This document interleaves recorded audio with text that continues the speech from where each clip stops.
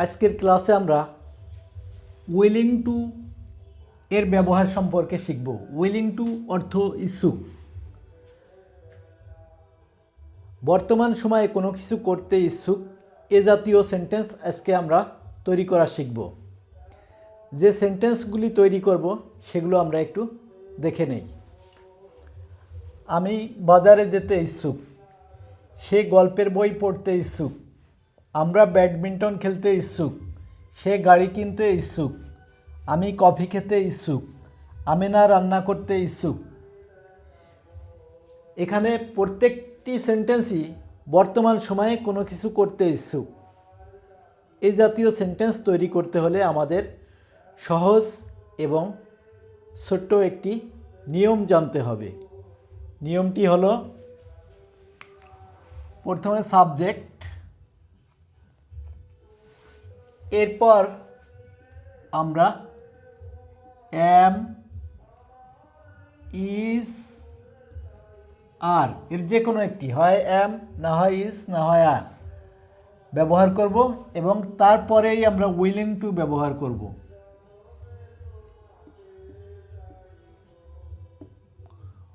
Willing to, তারপর আমরা verb on ব্যবহার করব।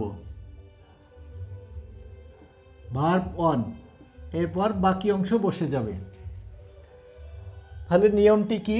প্রথমে সাবজেক্ট, তারপর এম, ইজ, আর এর যে কোনো একটি, তারপর আমরা উইলিং টু ব্যবহার করব এবং ভার্ব অন ব্যবহার করব এবং বাকি অংশ বসে যাবে।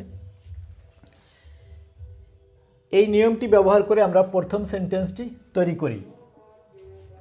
আমি বাজারে যেতে ইচ্ছুক। সাবজেক্ট আই, এর পরে কি ব্যবহৃত হয়? এম ব্যবহৃত হয়। এরপরে আমরা এম ব্যবহার করলাম বা এম ইউজ করলাম। এম এর পরে আমরা নিয়ম অনুযায়ী উইলিং টু ব্যবহার করব। উইলিং টু, এরপর আমরা ভার্ব অন ব্যবহার করব। আমি বাজারে যেতে ইচ্ছুক। তাহলে এখানে যাওয়া হচ্ছে ভার্ব গো।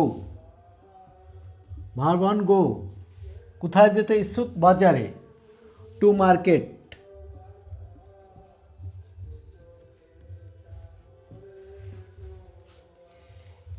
নিয়ম অনুযায়ী প্রথমে আমরা সাবজেক্ট আই ব্যবহার করেছি, এরপর এম ব্যবহার করেছি এবং তারপরে আমরা উইলিং টু ব্যবহার করেছি। এরপর আমরা ভার্ব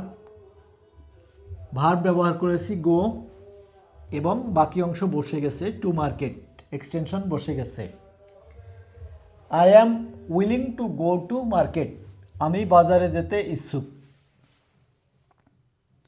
নেক্সট সেন্টেন্স আমরা তৈরি করি। সে গল্পের বই পড়তে ইচ্ছুক। সাবজেক্ট হি। হি থাকলে কি ব্যবহৃত হয়? ইজ ব্যবহৃত হয়। এরপরে অক্সিলারি ভার্ব ইজ ব্যবহৃত হয়। হি ইজ, এরপরে আমরা নিয়ম অনুযায়ী উইলিং টু ব্যবহার করব।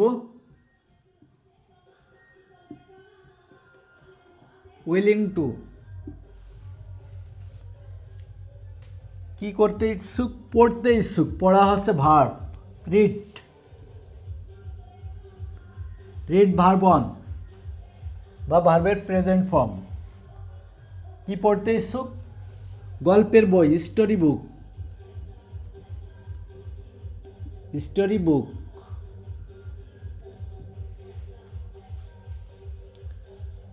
তাহলে নিয়ম অনুযায়ী বা স্ট্রাকচার অনুযায়ী প্রথমে সাবজেক্ট হি ব্যবহার করেছি, এরপরে আমরা ইজ ব্যবহার করেছি, তারপর আমরা উইলিং টু ব্যবহার করেছি, এরপর ভার্ব অন রিড বা ভার্বের প্রেজেন্ট ফর্ম ব্যবহার করেছি এবং বাকি অংশ বসে গেছে।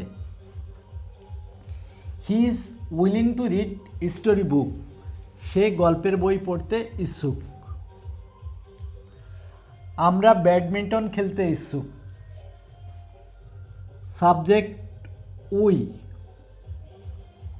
উই থাকলে আমরা আর ব্যবহার করব, উইর পরে আর ব্যবহৃত হয়।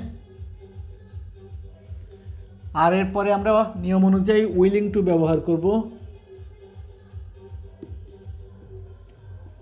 উইলিং টু, খেলতে ইচ্ছুক। প্লে ভার্বের প্রেজেন্ট ফর্ম বা ভার্ব ওয়ান হচ্ছে প্লে। কি খেলতে ইচ্ছুক? Badminton.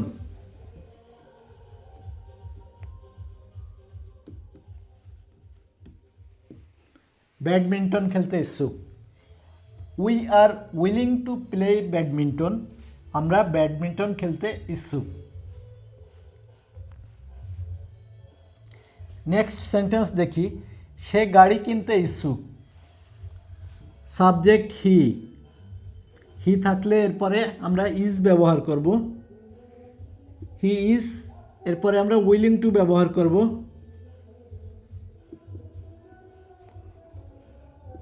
He is willing two, কিনতে ইচ্ছুক, গাড়ি কিনতে। বাই, ভার্ব ওয়ান হচ্ছে buy. He is willing to buy a car. সে একটি গাড়ি কিনতে ইচ্ছুক। He is willing to buy a car. সে একটি গাড়ি কিনতে ইচ্ছুক। আমি কফি খেতে ইচ্ছুক। সাবজেক্ট আই, এরপরে এম ব্যবহৃত হয়। এরপরে আমরা নিয়ম অনুযায়ী উইলিং টু ব্যবহার করব। উইলিং টু,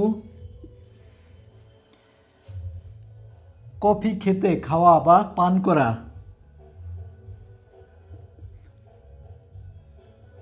কফি পান করে, যার জন্য আমরা ড্রিঙ্ক ব্যবহার করলাম। Drink coffee.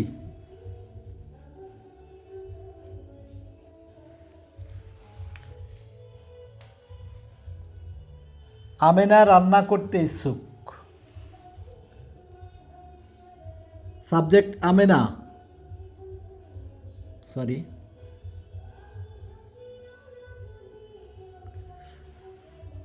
আমেনা সাবজেক্ট একজন মাত্র ব্যক্তি হয়, ইজ ব্যবহৃত হবে। Is willing two.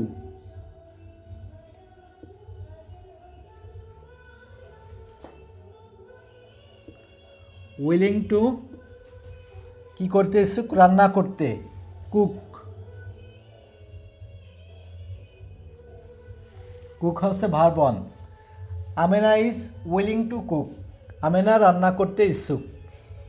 এভাবে আমরা উইলিং টু ব্যবহার করে প্রচুর সেন্টেন্স তৈরি করতে পারি। ধন্যবাদ।